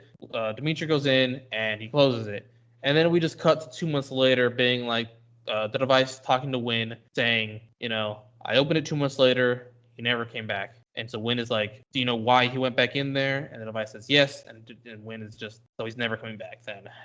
And that's basically how it ends. We just see Yep. his mother's helmet underneath the tree, where she like literally withered away and died. And so, you know, it's a bit sad end to his story, but like fulfilling at the same time. You know, he finally learns what happens to his parents, which is what he's been building up to the entire time. So that was nice. But yeah, as like I said, as its own side story thing, I thought this was very good. I think my favorite still so far has been last issue. I just really like the way that one panned out. That was good. But yeah, this one was still very, very solid, very good. I gave it an 8. I gave it an 8 as well. Again, continuing the unbroken streak of me giving this series 8s. If next issue I also give an 8, it'll be 8 issues of me giving this series 8. So yeah. Okay, let's move on to a start of a new series here. That series being Universal Monsters: The Creature from the Black Lagoon Lives! Exclamation point. This is written by Ram V and Dan Waters. The artist is Matthew Roberts. So this is kind of the unofficial follow-up to the Universal Monsters Dracula series from James Tynion IV and Martin Simmons. I think it is quite fun that the fact that this series will be written by both Dan Waters and Ram V, since Dan Waters is writing the 6 fingers and Ram V is writing the one hand. So I think it's a fun little collaboration there. Yeah, I do think my biggest complaint about this issue is actually the title. I think it's a bit of a mouthful. I think if you take off the lives, then it becomes much better. But the lives in there is a little bit, I'm like, I don't know about that. Regardless, though, I think this was really good. I think it was a really solid first issue here. And essentially, it follows a journalist whose name is Kate, and she is trying to find a serial killer in the Amazon. So this is somebody, I don't know if Kate is from the original movie. The way this synopsis is worded, it kind of makes it seem like she is. But regardless, it seems like some of it in the past, this serial killer tried to kill her, and I guess he does this by drowning them, but he failed. And so when there is a series of bodies found in the Amazon, in rivers, drowned to death, she assumes that it's him and goes hunting for him. It seems like he is there, but it turns out it's actually the creature from the Black Lagoon who's doing the drowning. And I mean, that's pretty much it. I mean, she ends up, I don't even know how she starts drowning in this one. It seems like she just falls into the river. Yeah, I mean, yeah, that's how she starts drowning in this one. But the reason she was at the river is because she thought she was going to be finding the serial killer. Yeah. And she follows these 2 random dudes who, like, basically, like, paid to have one of the bodies that were recently drowned. So she follows them into the Amazon. She loses sight of them because they took a boat ride. The creature, like, sneaks up behind her. She sees it, runs away, falls into the river, and starts drowning. Yeah. And then we see like the full reveal of the creature at the last page. Yeah. So yeah, I like this a lot. I think it's a really strong first issue. It is. I think it's interesting as well because we're kind of seeing the way that this kind of series of miniseries is going to be approaching the horror aspect of this, because Universal Monsters Dracula is just straight horror. It is like creepy. Yes. It is like just everything like that is traditional horror. It's genuinely pretty freaky, that series. And the art is a big part of that. This series, I think, does still have a good horror feel, but it's more kind of this eerie, like something is weird here. And so you have the feeling that something's wrong, but you're not kind of really seeing it. And again, like the creature design for the creature from the Black Lagoon is not really that scary. It's kind of goofy, actually. Yeah, a little bit, yeah. Yeah, and that's not the artist's fault, by the way. That's just like how this creature has always been kind of depicted. I think the art works very well for the atmosphere that this book is trying to build. But yeah, I think it was a good, just solid issue. I do wonder, because this first issue is kind of keeping in the same vein as the previous series, where it's not showing much of the creature right now. I do wonder if that'll stick around, because Dracula in that Universal Monsters Dracula book, he is not in that series very much at all. It's like Renfield is kind of the main one, and then the main characters. Dracula's barely a supporting character in that series. So it does seem like we'll probably kind of see more of the creature a little bit, but I do wonder like how much. Either way, though, I think it's a very strong start. Again, like this is so far, Image has kind of just been crushing it with this kind of stuff. The Energon universe is obviously great, and then I think this kind of Universal Monsters group of series they're putting out has so far been very strong as well. So I like this a lot. I think it was a very solid first issue here. Oh yeah, 100% agree. I enjoyed this one as the first issue as well. Yeah, this one is definitely leaning more towards like the mystery horror side rather than just like straight on horror. Interested to see how it continues on, you know, because I mean I don't know much about this one specifically because I feel like this one has been like the least talked about from like the Universal monsters, at least, you know, because like we've always seen like they always do movies about like Dracula and like Frankenstein and stuff like that, but like I feel like this the creature from the Black Lagoon like gets the least amount of like love, you know, so I know the least about it, so I don't know if it's like kind of like Frankenstein where it's like misunderstood or if it's just like a straight up murder. I don't know, because I mean at the end of this one he saves Kate from drowning. Yeah, and that's the other thing, like the locals of the area where they're at are saying like the river is not like malicious in its killing. It's just kind of like how it goes. So I don't think it's like I definitely don't think the creature is like this malicious serial killer. I think if anything, it's kind of a force of nature. Yeah, exactly. So I don't really know how it works or anything, but I am intrigued to find out. I am actually interested in the character and all that stuff. But yeah, besides that, I thought it was also pretty good. I'm gonna give it a 7. Okay. I think I'm gonna give it an 8. There was a point where I could see myself giving this a 9. Actually, I did like this quite a lot, but I don't think I'm gonna go quite that far. But yeah, good stuff. Liked it. Yeah, it was pretty good. Okay. It is Duke time, everybody. It's Energon Universe time. This is Duke number 5. This actually is the last week of the unbroken Energon Universe streak since the like mid-February. Next week there is no Energon Universe book. So this is the finale of Duke. It's written by Joshua Williamson. The artist is Tom Riley. So this is interesting because it is the first finale of the Energon universe. Obviously, like we'll be seeing Duke again for sure, and we might even get like a Duke Volume 2. Although I don't know how likely that is. But this is it's a pretty simple issue. It's most of it is a big fight with between Duke and the Bat. Yes. That is the name of the big robot thing. I don't remember what the acronym stands for, but it's something. I think it's like Battle Armor Trooper or something like that. I think that's what it is. Yeah. Yeah. So there's a bit of a fight there. At one point, Destro also like offers Duke to join him, but Duke is obviously like, no, absolutely not. Fuck you. And so then he does end up taking down the Bat, but in doing so, it kind of really fucks him up. And then the base that Destro's in blows up. And so he's kind of presumed dead by most people, but the military is able to get him out. And then he wakes up in a hospital bed, and essentially they do a big Samuel L. Jackson from Iron Man 1. Mm-hmm. Colonel Hawk is there, and he's like, all right, we're ready to trust you now. We're gonna bring you in on this whole operation. I'm here to talk to you about the Avengers initiative. We're putting the team together. And he hands Duke an iPad of Optimus Prime doing some Optimus Prime stuff. And Duke is like, I'm going to fucking kill them all. So again, that's kind of the extent of this issue. This has been a pretty simple series. I feel like every time we talk about this series, it's just kind of been like, well, this is what it is. And it's not much more. I was expecting there to be some kind of Transformers cameo at the end. So I wasn't surprised by that. I was pretty sure they would throw some kind of Transformers thing in there. And I don't mean as well like the Starscream flashbacks, as we had already seen that in prior issues, but I was not surprised to see Optimus there. I do wonder, first of all, where we'll next see Duke. I think it'll probably be in Destro, but I also am just wondering, like, when is the big Transformers G.I. Joe thing that they're building to coming? Because they've been building to it for a little bit already, and they've had some minor crossovers, but it does seem like I kind of expected them to kind of push this off farther, but it seems like they're kind of building it up in the immediate future. So I am just interested to see kind of where that goes. Obviously, Duke and Optimus are not going to be enemies forever. I don't even know how that would work, though, because, like, how the fuck does a human actually fight a Transformer?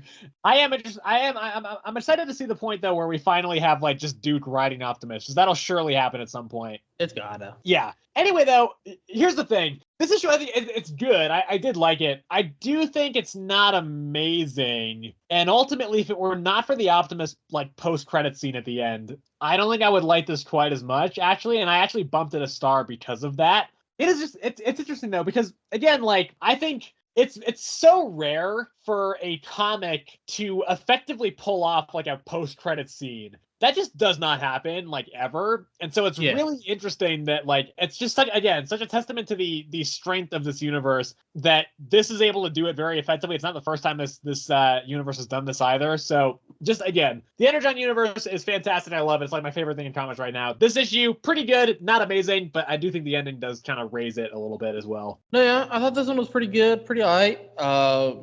Big fight scene with the Bat, and then I can't believe I didn't notice this earlier, but the pit that Duke was like trapped in the what was it, last issue? I think it was a couple ago, but yeah. But I didn't realize. I can't believe I didn't realize that. Well, at least in this issue, it's shown that that's going to be like essentially the GI Joe headquarters. Yeah, right. And I couldn't believe it because like literally in the movie, it's literally just that. It's the Okay. exact same thing. It's just Yeah. big hole in the ground, just covered with sand. And it's funny because they make the point, and I read it specifically in this issue that they were like, well, Duke, I think it was Duke that said it, but like he's like the enemies will know where we are, and the general's like just let them come. And in the movie, they did exactly that. So I thought that was kind of funny. And then was that Scarlet that we saw in this issue? I was wondering about that because it kind of looks like her. Yeah. Yeah, but then she's not, credited. Sure. So I don't know. She's not like they don't say her name in the issue. Yeah, either. Yeah. I think like it very well could be. I guess that would kind of make the timeline of this a little bit tricky because I would assume that Scarlet does not join up the team until after her miniseries. Yeah. Because she's in Japan for like the entirety of that. So I did have that thought because it does kind of look like her. That being said, I know practically nothing about Scarlet, so I just really cannot say. Yeah. No, I mean, I honestly had never heard of her until the comic. I knew about Duke, Snake Eyes. I knew about Cobra Commander. Yeah. And I knew about Destro. That's like essentially it. Pretty much me as well. Yeah. There's the White Shadow dude, just like the evil version of Snake Eyes. Yeah. They were brothers or something. I don't fucking know. But I don't know. I think overall, I thought this one was all right. Like it wasn't like the best. Like it didn't blow my socks off or anything. But it was like an enjoyable read. It wasn't bad by any means. But like it wasn't like the best thing that I've ever read either. I just thought it was an enjoyable read. It was a good read. It was just it was a read. Like it was there. And so for me, I'd give this a 7. Yeah. Yeah, 7 is where I was gonna put this, but ultimately, I did like the Optimus part quite a bit. So I did raise it a star. I don't know if I really agree with that, but I am just gonna leave it that way for now. Gotcha. And we'll see. Maybe next week I'll just return to it and drop it. But for now, I'm gonna give it an 8. All right. Okay, let's talk about World Tree. World Tree. This is World Tree number 9, written by, again, James Tynion IV. The artist is Fernando Blanco. I gotta say, this series is like, it has a bad habit of building to these insane, intense, like electrifying cliffhangers where you're like, God, I can't wait to see what happens next. And then the next issue, it just kind of doesn't really do anything with it and just kind of immediately resets the stakes to being much lower than they were at the end of the last issue. Because last issue ends with like Fear is like popping out of this dude and it's like, oh man, the rematch between Silk and Fear is coming. And then in this one, they just kind of talk for a little bit. They're just having a conversation. That's like maybe a third of the issue. The other part is that one dude kind of going back and kind of remembering how their initial plan to defeat World Tree in the first place, the group's initial plan. And it's essentially, it was to this dude that they kind of recruited.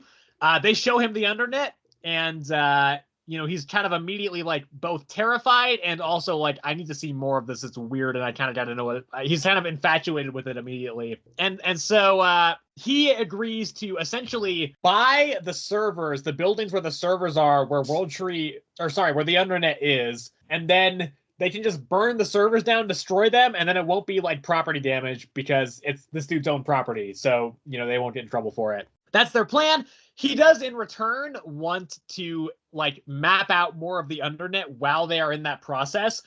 They do it. They initially disagree. Do they let him do that eventually? I don't think they do, right? I mean, it's not shown, but I believe that that's the conclusion, right? Because that was the whole like thing. Like he'd buy the thing and let them discover where the Undernet was like leaking out from. Yeah.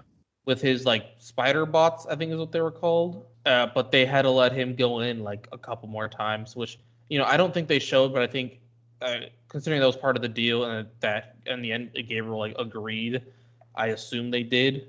See, I wasn't sure because I thought that he said in the present day stuff when he's talking about it that he only saw it the one time. Oh, maybe. I don't remember for sure though. I could be wrong. Anyway, that's the flashback stuff, and then the Silk and Fear stuff concludes with I don't really know exactly what happens here. I thought that Fear herself was transforming, but then it seemed like maybe she wasn't, and she was like using herself as a conduit between some other dude who just has the undernet sickness. Because she says something like, the undernet was not in the internet, it's in me right now. And then so she seems to kind of transfer that to a phone, and she's able to connect to the internet on her phone. That's kind of the cliffhanger of this one, is like, oh shit, now the internet's kind of back online. It's unclear. I don't think the internet is completely back online, but I think she was able to get the internet to this one phone, and kind of, so she has a springboard now that she can kind of launch off of from there. Again, cool cliffhanger. That art sequence where that was being transferred was very cool. She kind of goes like all glowy. So again, like, I love this series. I really love this series. This is probably my favorite series that James Tynion is currently writing. But I do kind of wish he'd stop doing the kind of fake out cliffhangers. It's not it's not like a huge deal for me. And again, that's a testament to how just good the writing and dialogue is. These characters feel so like authentic and real just all throughout, that it just flows so well. But I do think, like, the fact that so much of this was focused on a flashback, I mean, I get why, because it does give us some more context as to kind of how everything went the first time around. But I was really looking forward to seeing a more direct confrontation between Fear and Silk, and that will obviously probably still happen either next issue or the issue after that. But again, like, especially because it's been 2 months since the last issue, I kind of wish we had gotten a little bit more. And so ultimately, like, I still like this issue. I love this series. But I was a little bit disappointed, just ever so slightly, about kind of how the story lacked progression in this issue. Yeah, I think, man, I am just like starting to blank on so many things. At first, I forgot we were even doing like flashback bit, and I thought we were back with the people like up in the cabin. Yeah. But then I realized. Yeah, what's been going on with them, by the way? Where have they been? Honestly, I don't know. I'm kind of intrigued about what's happening over there too, to be honest. And then I remembered specifically, like, when I saw like young Gabriel, I was like, oh, that's right. They're like kind of going in the back. They like just abducted this like tech millionaire or whatever. Yeah, right. Show them the internet. And then but a lot of this was just that whole backstory stuff, which was kind of cool, I guess, because we kind of got a bit more into seeing how, like, because we never really saw how the internet like really worked on a person and like what it specifically did. Like, we never saw the original group like first experiencing the internet and stuff like that. So we saw this guy experiencing it for the first time, which was, kind of interesting, kind of neat. Got a bit more background to that. And then then it was just the rest of it was just the Silk and Fear stuff, which, I think it's fine. I don't know. I don't know why, but the Silk character is kind of just like, she's just written weird for me. Like, part of her seems like super serious, but then the other part of her seems like not super serious, but like part of her seems like she knows what the hell she's doing, but then the other half just has like no idea like what she's doing. It makes it feel like she's like super new to like everything, but then the other half just makes her like I don't know. It's just she's like, for me, just is written super weird. Sure. And so I guess she gets transported to the internet, possibly. I don't think so. Oh wait, no, she does disappear right at the end. Yeah, I forgot about that. Yeah, she gets Fear. Yeah. Fear shows her the phone with the internet thing. And she goes all glitchy. Yeah. Again, I don't really know how the internet works. I don't know if they like just get transported there or something. I don't know how that. I don't think they've really explained that yet. So yeah, exactly. So, but yeah, besides that, I mean, overall, I thought this one was all right. Again, it's just not as bad as Dark Ride, where the whole breaks. Oh my god! Okay, I didn't realize you were that low on this. No. I'm saying like it's not as bad as Dark Ride, but like with the whole like with how long in between each issue they are, but like it still kind of hurts this one for me because like at some point it's like whenever I start reading these, I seriously have to remember what happened last issue. To be fair, I do think that is kind of unusual for this series because Dark Ride, it's like all over the fucking place. They are missing months everywhere. This is the first time that it has skipped a month mid-arc, and it's not uncommon for indie series to have an arc, finish an arc, and then take like a 4-month gap. That's not uncommon. Exactly. No. So this just seems to be a kind of a one-off thing where they missed a month in between there. Yeah, exactly. I mean, I'm not like it's fine. Like I know they in between, like not in between arcs, at the end of arcs they like usually take breaks and stuff like that. It's just sometimes when you have to sometimes when I have to remember what happened in the last issue, I'm just like, oh my gosh. Yeah. But I still think this is a pretty good series overall, and so I gave this one an 8. I gave this one an 8 as well. All right, let's talk about my favorite series. Something is Killing the Children. I'm surprised you didn't save us for last. Nah. Okay, this is Something is Killing the Children, number 36, as mentioned, Sebastian's favorite series ever. So anyway, yeah, this is written again by James Tynion IV. He's having a big week this week. The artist is Werther Dell'Edera. So yeah, this series is back after having been gone for I think 5 months now. Let's see. The last one came out November. Yeah. Yeah. So yeah, it's been a while, and for anybody who has listened to the show when we were talking about the previous arc of this, I was not the biggest fan of it. Ultimately, I just felt it was very weirdly paced and structured, both rushed and drawn out at the same time. So, I mean, coming back into this, I was excited. Just I do like this series generally, and it's had some absolutely incredible points, including in the last arc. The last arc has my favorite issue of the entire series, even though I didn't love the art as a whole. So, I was excited for it, but I was also kind of I don't know, is this series kind of losing its steam a little bit? Where are we going? But then the other thing is this arc is a series of, I think it's going to be 5 standalone issues, each one going through its own kind of, side story, just one-off story thing. And I kind of like that idea. I on the one hand, it's it'd be cool to see the main story kind of in the present advance. But if we're doing a flashback series, or a flashback little arc here, I think that's kind of cool too, because it does give us a chance to see some kind of, just cool one-off unique monster hunting stories. And I think that's something that actually has been kind of missing from this series on the whole, is sometimes the monster hunting kind of takes a back burner to the political intrigue of the House of Slaughter. Which, by the way, I love all that stuff too. I think that's great. But I do like to just see some kind of classic monster hunting every so often. And I gotta say, when I got to reading this and I opened that issue, the cover, and I was just looking through, and we get to the page where Erica shows up for the first time, I was just God, it's so good to see Erica again. I just couldn't really explain it, but I was just hell yeah, we're back. I just was really happy to have this series back, because for both of us, the last arc, there was a big gap in between the last arc and the arc before that, but we had only caught up with it pretty recently. For me, it was just before that most recent arc, and Sebastian got up to date in the middle of it. So yeah, we didn't have to deal with that gap. This is the first time we've had to deal with the gap in the series, actually. And so it was just really good to see everybody back. Well, just Erica back. But as far as the issue goes, it is as mentioned, a side kind of standalone story where Erica is in a town. She's hunting a monster. And the twist here is that the monster is not manifested from a human spheres, but from a dog spheres. Yeah. And they kind of figure that out because the monster's only really been killing dogs. It's only killed 2 kids. And the implication is kind of that they were kind of just there while the monster was also killing the dogs. And maybe they tried to interfere or something.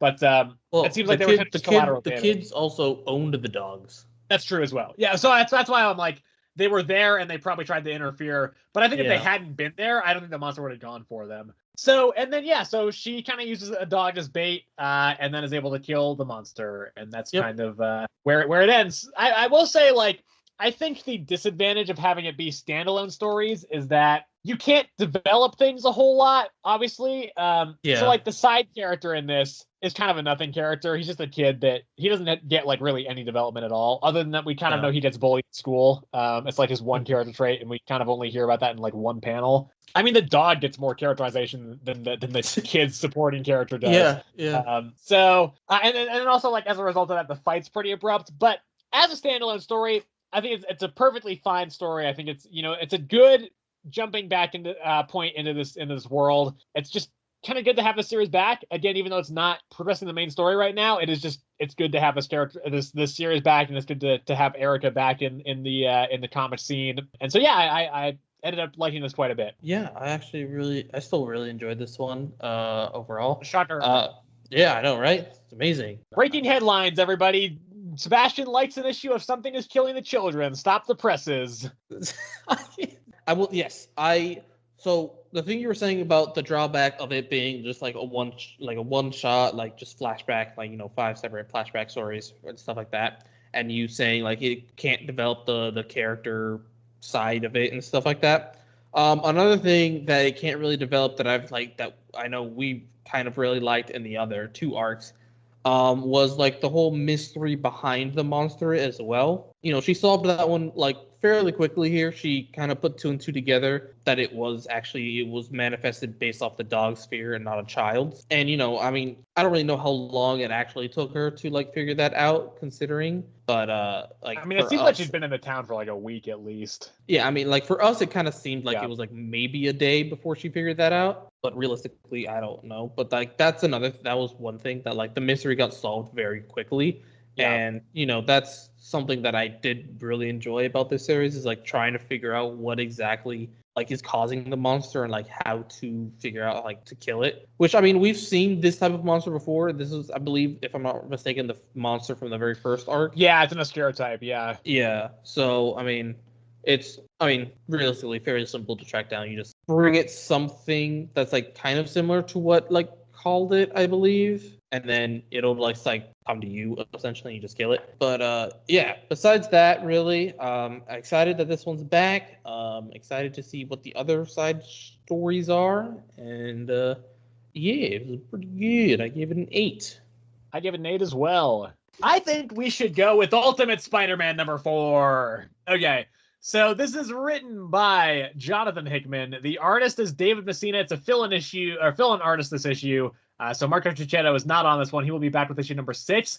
And they even advertise that in the back of the book. They're like, "Don't worry, Marco Cicchetto's coming back in issue number 6. Don't drop the series." So yeah, this is it's pretty simple here. It's essentially just Peter and MJ go on a double date with Harry and Gwen. So it's the first appearance of this universe's version of Gwen Stacy. She is, I believe, married to Harry in this, and also she seems to kind of like co-run Oscorp with him. And so they just have a long talk about like the nature of heroes and stuff like that. I think where that conversation gets really good is after MJ and Gwen leave to go to the bathroom. Then you have a one-on-one with Harry and Peter, and you learn that Harry just told Gwen everything about like him being the Green Goblin and everything. And he's also the one to throw out the great power, great responsibility line in this, which felt a little bit strange, actually. I was like, huh, okay, interesting that he's the one to throw that out there. But so like, I think that part of the conversation was the most interesting part of that. There's some good stuff in there before, absolutely. But and then we also have Gwen seems to kind of offer to fund the J. Jonah Jameson and Ben Parker new newspaper called The Paper, which is right, called The Paper. Yeah, and then we also see some more of J. Jonah Jameson and Ben babysitting Peter's kid May, and that's kind of it on that front. And like, again, it is a testament, I keep saying this, especially this issue, but it's a testament to how good Jonathan Hickman's writing is here, that despite nothing happening, despite it being just a conversation the entire issue, it still is so solid, and it still flows so well, and it's still so engaging. It would have been so easy for this to just be like a nothing issue at best, but it still manages to keep it like engaging throughout the issue. I do think this is the first issue where I would kind of understand some of the complaints about nothing moving forward. We talked about that last time, where I don't really think up to this point that there's been a filler issue where nothing's kind of really pushed the story forward. This is kind of the first time I can see that criticism kind of being valid. I still didn't mind it, though. Art-wise, I think it's not as good, but it's still solid enough. And I do respect the fact that this is a very hard issue to draw, I think, because it's all just, you have to make a dinner conversation interesting for 20 fucking pages and keep that art feeling unique and keep finding new angles and stuff to draw it from. So I respect that, but I it's obviously you can't compare it to Marco Cicchetto because he's the best artist in the business. But yeah, again, pretty solid. I think it's good. I think it's still one of the best series of Marvel right now. I think I might like Immortal Thor better overall, but this is still a very solid series, and I think this is a very solid issue. Yeah, I can see where you're coming from with this being the most filler-ish issue of the whole series so far. I mean, we do get some kind of stuff, kind of moving along the story, the fact that, J. Jonah, the JJ, and Ben actually have a news thing now, they actually established that, whatever. We saw, kind of the aftermath of what happened last issue with Harry and Peter actually being, essentially introduced to each other. We didn't see that we didn't see them grow with each other, but if it's like you said, where a month has passed at this point, then they've had a month to get to know each other and stuff. Yeah. But yeah. Yeah, so usually I'm not a fan of word heavy issues, which this definitely was. There was literally no action. It was pure, just straight up, just conversations the entire time. But it was still like the conversation was still like genuinely interesting, and like it kept me intrigued to the point where I'm like I didn't mind reading it. And like it kept me interested. So that it wasn't just like boring dialogue, you know. Because that's usually my gripe with a lot of this stuff. It's like when a lot of this stuff is like super word heavy, it's just like them trying to explain like the science or why something is actually happening, and it's just like, bro, I don't understand this. I don't care. Let's move on now. But this, you know, it was a genuinely like interesting, like political, philosophical, like I don't know, conversation, I guess you could say. Yeah. And then the whole one-sided conversation between Perry. Yeah, Perry. Perry. Perry White. Perry the platypus. I was thinking of Perry the platypus. Yeah. Yeah. Peter and Harry. There we go. And yeah, just him, Harry, being the one to say, you know, with great power comes great responsibility, line, for him to be the first one to say that. And so, I don't know, it got me speculating, right? See if you agree with this. Harry's gonna die, and Peter's still gonna let Harry down and like blame himself for Harry's death. But instead of it being Ben, you know, it's Harry. And that's why he's going to stay a superhero. Maybe. I mean, that could be. I guess, like, yeah, I think, like, that kind of, it does make sense a bit. And that would also be, like, because Peter's problem with being Spider-Man doesn't seem to be just, like, it's not like 616 where he immediately just wanted to go out and become, like, famous and he's tried to be a wrestler or something, right? It's a different kind of situation. Where here it just seems like he's kind of not motivated to really put in the work needed to be a superhero. So, yeah, I could see a situation where, like, Harry sacrifices himself in battle, and so Peter's like, okay, yeah, I gotta actually get this done. And then Uncle Ben becomes the next Green Goblin. That's my theory. You still think it's gonna be Ben? I think it's gonna be Gwen. They could be. What if it's Ben and Gwen? It's the Ben. This episode sucks, man. I'm so sorry to everybody listening. I mean, listen, to be fair, like sometimes when I'm recording this, I'm like, I feel like I'm losing steam. This is low energy, and oftentimes it doesn't sound that bad when it's listening back to it. But we started recording an hour later than normal too, and that did not help. Yes. So, but yeah, that theory is definitely possible, and we will see. Yeah. I gave this a 9. I gave it an 8. Okay, and that would lead us to the final issue of the week. That one being The Six Fingers, issue number 3. This is written by Dan Waters. The artist is Sumit Kumar. So this is definitely my pick of the week. 100%. Yeah, so this is the point where, first of all, where I just realized that this series is just better than the One Hand. This is just the better side of the story. To be fair, like I've kind of been leaning that way regardless, but I think issue 2 of the One Hand was really strong, so I kind of swayed it a little bit. Here, though, we don't really get too many answers as to like why this is happening, but we get some answers as to kind of how it's happening. Yes.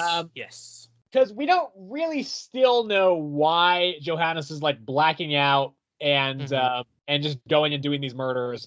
There's some kind of implication that the voice of Odell Watts is like whispering to him just constantly. But what we do get is we see what happens from the outside when he gets possessed, right? This is the first time that's happened. We've only seen it from his perspective where he blacks out and he wakes up and he's killed somebody. Now we see from, I believe her name is Ada, his kind of employer at the art gallery.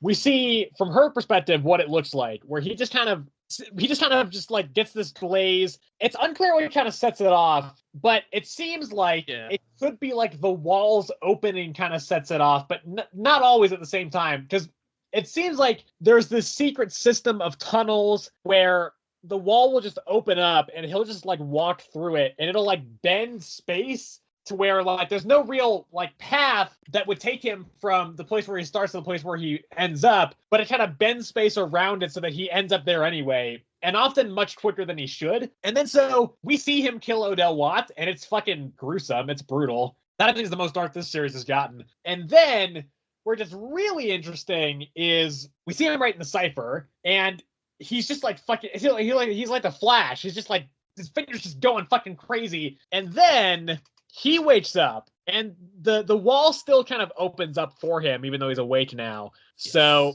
it doesn't seem to be necessarily linked to that, but he goes back into the wall with Ada. The wall closes, and then we see Ari show up. And this, I think, is single-handedly the best scene in the entire of either of these two series so far, where Ari's there, and he kind of realizes, he's like, you're still here, aren't you? And so he and Johannes have this conversation through the walls, and it's just like, the dialogue is just fucking so good. It's just off the fucking charts incredible. Their back and forth is so good. And we start to see what the cipher says. And I don't remember much of any of it. It was also really hard to read because it was just like, there's no spaces. Like, it's just all smushed together and in these like little black boxes. So they have this really tense, really interesting conversation. I don't know if Ari was just kind of trying to get Johannes out of the walls. And so that's why he was kind of making this more like actual in-depth conversation with him. It kind of seemed like he also was aware that something is very strange about this, though, and he was genuinely trying to figure out what's going on and like actually have a back and forth with Ari, well, not with Ari, with Johannes about this. So I thought that was excellent. That it was just so tense and just incredible. And then they get out of the hospital, and it just seems like and we see from kind of his point of view, the entire city, he's kind of starting to kind of get a little bit more memory and knowledge a little bit, it seems. And the entire city, the cipher is everywhere. Yep. And it's creepy. It's cool. It's just like, it's such a weird like twist around. And it kind of makes it so that this series, which initially seemed kind of like the more, despite being about the serial killer, kind of the more low-key side of the story, right? It didn't seem kind of quite as dark. Suddenly this has just flipped it to where this just got super dark and kind of has kind of a horror flair to it, which I really like. And so, yeah, that cipher reveal was very cool. It does kind of make me think that my first thought was like, well, okay, hang on. Are they in a simulation? Because if they are, I'm going to fucking hate the end of the series. Like, I'm not a fan if that's the way they go. I hope they don't. But right now, I think it's just super intriguing. I love the mystery of it. I think it's just paced really well. It's just excellent. It's clearly, for me, the best issue of either of these series right now. And again, just like, while I do think it's very impressive how they managed to pull off this dual-sided story, I am starting to feel like, well, okay, the one hand is kind of suffering now because of how good the Six Fingers is, and it just seems like this is just the much more interesting side of the story. So hopefully that'll kind of switch around as well. But yeah, I think this is just excellent and pick of the week by far. Yeah. Yeah, this one was genuinely so good. Just like basically since the very beginning, it being narrated from Ada's point of view of like him like going into the trance, like going like somehow walking through the wall, like her following him, and just like them ending up at the hospital, and just her seeing him like just rip apart Odell, and just like her just standing there. And then just the whole conversation between Johannes and Ari through the wall. And Ari is, we get in this one that he's a bit more involved than even he knows, because I guess like Johannes is like one side, and then Ari has like the other. Yeah, he's the other hand is what they keep saying. Yeah, he's because like part of the, if I remember correct, part of the cipher was that like you want to keep the hands separate, and like right now they're like so close together that they could like essentially clap, which is when Johannes had his hand against the wall and Ari had also had his hand on the wall. And so that, I mean, I don't know, we don't exactly know what the implications are if like they come together essentially. That's maybe we'll learn what exactly that means later on. It seems like after this issue, it's going to be about Johannes kind of trying to crack the code. Yeah, exactly. So yeah, just this one was just so good. Just all the dialogue in this one was just amazing. And that's really where it got me. But yeah, this one was just genuinely just so good. Pick of the week by far. Gave it a 9. So I initially gave this a 9, but we have both talked myself into bumping it. I'm gonna give it a 10. Initially I had it at a 9 because I think the start of it was nothing like spectacular at the very start. Mm-hmm. But yeah, once we actually get Ada seeing Johannes get possessed and that whole entire like last 2/3 of the issue, just incredible. And yeah, again, like because I totally forgot about the whole like Ari being the other hand and and the symmetry of both their hands on the wall, like that whole thing is just so like the symbolism and everything about it. It's just pretty much perfect, I think. And so yeah, I think if I don't give this issue a 10, Sebastian, what am I gonna give a 10? And so I'm gonna give us a 10. Give it a 10. Jesus. Okay. Next week, it's a pretty light week. The big thing is the start of the new Blood Hunt event, Marvel's big event of the year, where vampires take over the Marvel Universe or something. So there's that. There's also the Flash annual next week. There's also the new issue of Immortal Thor. That is by far what I'm most excited for next week. Also, the new issue of Incredible Hulk. Nick Klein is back on the art next issue, so hopefully that'll be kind of a more return to form than it's kind of been the past couple issues. We also have the Superman House of Brainiac special, which is kind of the in-between chapter for House of Brainiac. And then Vengeance of the Moon Knight. I'm going to mention this as well because I was not going to read this initially because it does say it's a Blood Hunt tie-in, but this actually takes place just before Blood Hunt #1, I found out. So I will read this one and then I'll skip out on the next one. Okay. Thank you, everybody, for watching or listening on whatever platform you may be on. If you are on YouTube, you can, of course, like the video if you enjoy the video. You can also subscribe to the channel if you would like to see more of our videos, and you can hit the bell notification if you would like to be notified when we post new videos so that you do not miss any. You can also leave a comment if you would like to. Let us know what some of your favorite comics have been recently and some of the stuff you are looking forward to coming up. You can also email us at earthsmightiestcomicspod@gmail.com. That is all one word. You can also, that's another place you can let us know what you're thinking about comics lately. And if you're listening on Spotify, you can also you can follow the show over there so that you do not miss any episodes on Spotify either. So yeah, again, thanks everybody, and we will see you in the next one.